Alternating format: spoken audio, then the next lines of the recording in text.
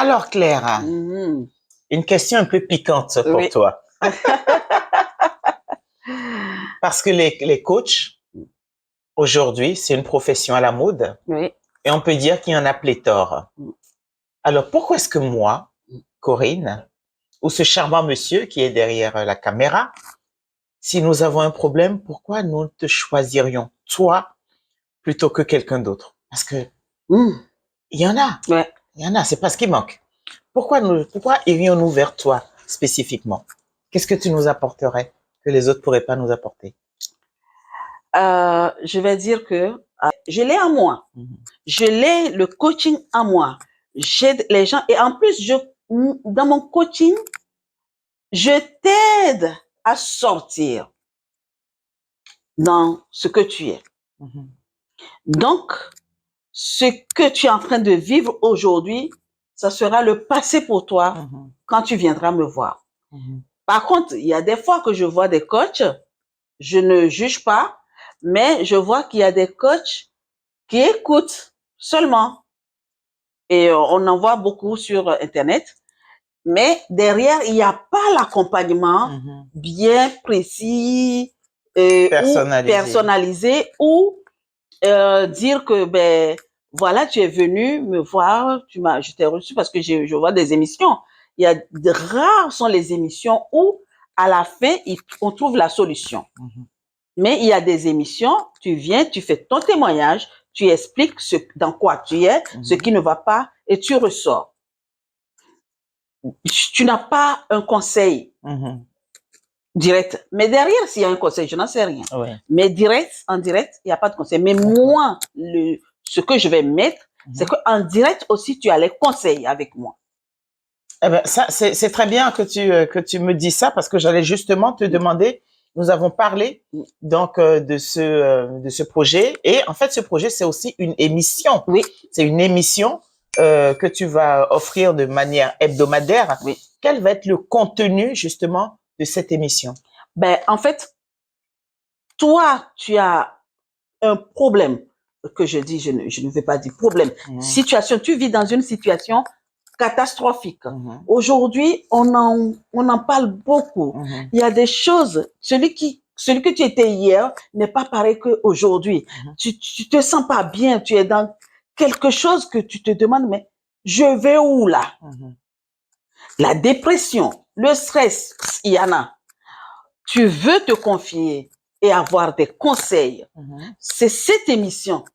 C'est dans cette émission que je vais te prendre d'un point A pour qu'on arrive à un point B.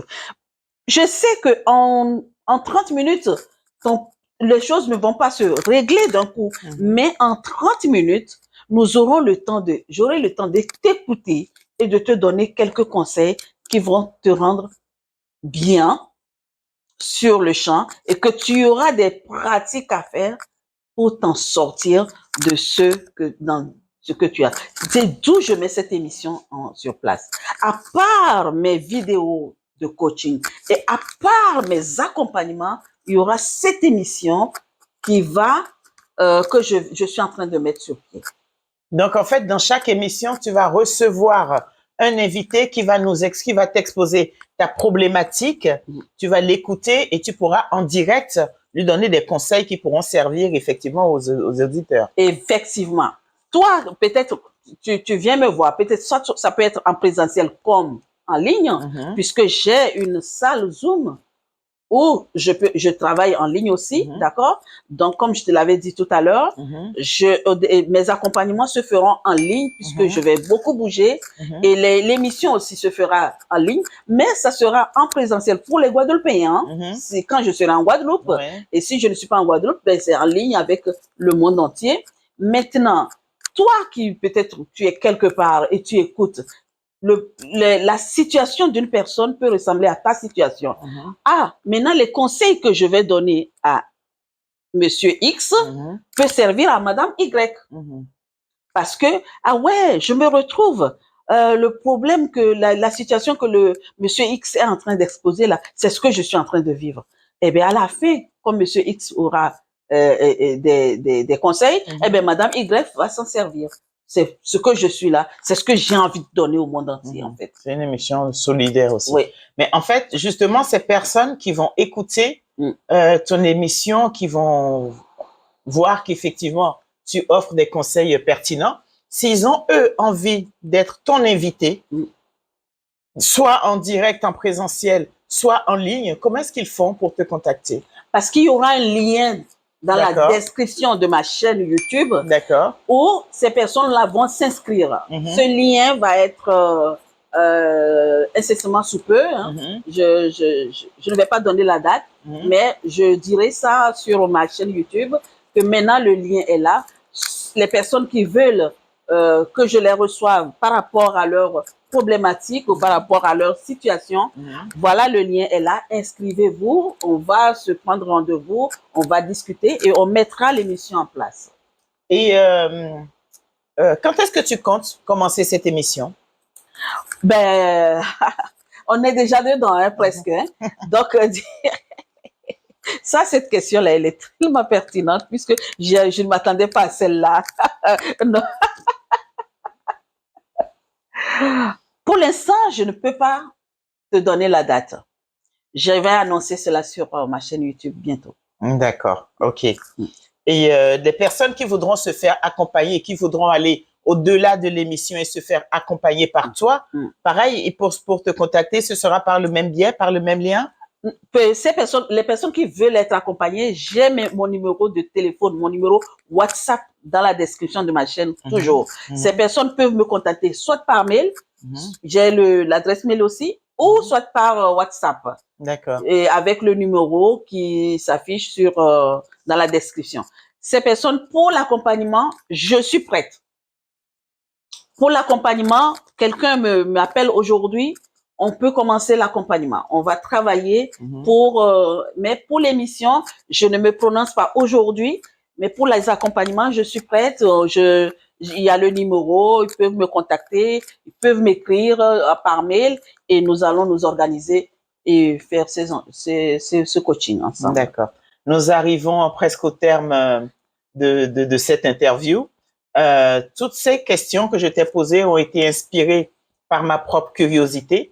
Et j'aimerais là te donner la parole pour te dire, est-ce qu'il y a une question que tu aurais voulu que je te pose ou alors qu'est-ce que tu voudrais rajouter là pour cette nouvelle émission qui va être lancée? Non, c'est moi qui vais te poser une question. C'était pas dans cet ordre que nous allons faire les choses. Je vais te poser une question, Corinne. Corinne, dis-moi. Là, on a parlé et on sent la sincérité entre nous. Et c'est pas parce qu'on se connaît l'autre, on se connaît. Non, c'est parce que on est en train de travailler là maintenant. Là. Et je me rappelle le jour où je t'ai vu premièrement. Je sais pas si toi tu te rappelles ou pas. C'était vers chez moi. Tu allais voir une autre amie.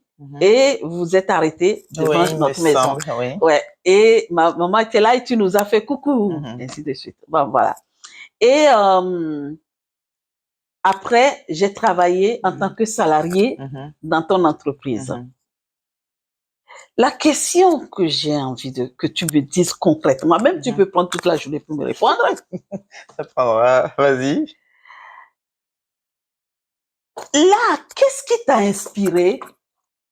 Qu'est-ce que tu as vraiment vu en moi et que moi, Claire Tchouko, je n'ai pas vu pour que tu puisses m'acheter cette formation-là? Voilà. Cette formation, je me rappelais qu'un jour, tu as fait que prendre mes coordonnées, tu as cherché un centre et ça, et tu m'inscris à une formation et tu payes. C'est quoi, j'aimerais que tu me dises? Alors, je vais utiliser un terme qui est devenu un terme assez familier et que tout le monde connaît aujourd'hui, utilise à bon escient souvent. C'est le terme zone de génie. Nous avons tous plusieurs zones dans nos vies. Nous avons la zone de confort et nous avons la zone de génie. Notre zone de génie, en réalité, il y a peu de personnes qui connaissent réellement leur zone de génie. Pourquoi? Parce que la zone de génie, souvent, ce sont des actions, des paroles que nous sortons sans même réaliser qu'elles sont particulières. Lorsqu'on est dans sa zone de génie, on est dans quelque chose qui est facile pour nous, qui est extrêmement accessible, qui nous semble simple et qui nous semble évident. Mais cette chose qui nous semble simple et qui nous en semble évident, parce que pour nous, c'est facile, nous ne réalisons pas qu'il n'en est pas de même pour les autres.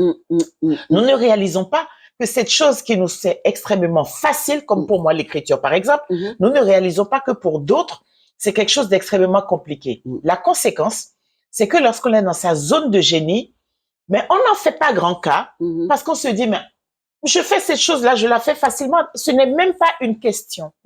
Donc moi, je te voyais au quotidien dans ta zone de génie qui est celle de l'écoute. Tu as une écoute extrêmement attentive et nous vivons aujourd'hui dans une société où l'écoute attentive est très rare. Les gens, quand tu leur parles, au lieu de t'écouter, ils réfléchissent à ce qu'ils vont te répondre. Donc la qualité d'écoute, elle est extrêmement faible. Or, moi, je te voyais au quotidien avec une qualité d'écoute extrêmement élevée et avec une manière, une faculté à aider les gens de façon intuitive et de façon efficace. Et moi, je le voyais au quotidien. Mais toi, parce que c'est ta zone de génie, madame le fait, madame vient, madame aide les gens, et ce n'est pas une question. Et donc, à un moment de notre vie, quand nous sommes trouvés à un carrefour de nos vies, où j'ai senti que tu es un carrefour, où tu devais maintenant, il était temps pour toi de changer de voie, je me suis dit, il est temps que cette femme rentre enfin dans sa zone de génie, porte l'un des costumes, parce que je crois qu'on a tous des missions, mais je crois qu'on en a plusieurs. Et je crois qu'il était temps que tu te revêtes de ce costume de coach, d'accompagnatrice, de conseillère extrêmement efficace, extrêmement pertinente. C'est de là, comme je suis quelqu'un de très instinctif aussi, que j'ai dit, bon, je ne vais pas lui demander son avis, je vais la plonger dedans. Bon, Madame Chouko-Claire. Merci, Madame Dossa. Nous arrivons au terme de cette émission. Merci pour la confiance. J'ai pris comme avec joie et comme un honneur d'avoir été choisie comme l'intervieweuse. Merci à toi. Je ne me suis pas ennuyée une seconde et je pense que les personnes qui vont te suivre, qui vont t'accompagner, qui vont écouter cette émission et surtout qui vont en retirer énormément de conseils extrêmement précis ne s'ennuieront pas non plus. Donc, merci pour ça. Moi, c'est moi qui te dis merci vraiment d'avoir accepté avec ton emploi du temps chargé. Ça n'arrête pas le téléphone depuis ce matin. Depuis que tu es avec moi, ça n'arrête pas. Et en plus, tu as pris sur ton temps. Et je dis très souvent que la seule chose que je ne veux pas qu'on me prenne, c'est le temps. C'est ça que tu ne peux pas récupérer. Tu perds de l'argent, tu peux refaire de l'argent. La façon dont tu as fait pour faire de l'argent, c'est comme ça que tu vas reprendre pour faire de l'argent. Mais le temps et l'énergie, quand c'est parti, c'est parti.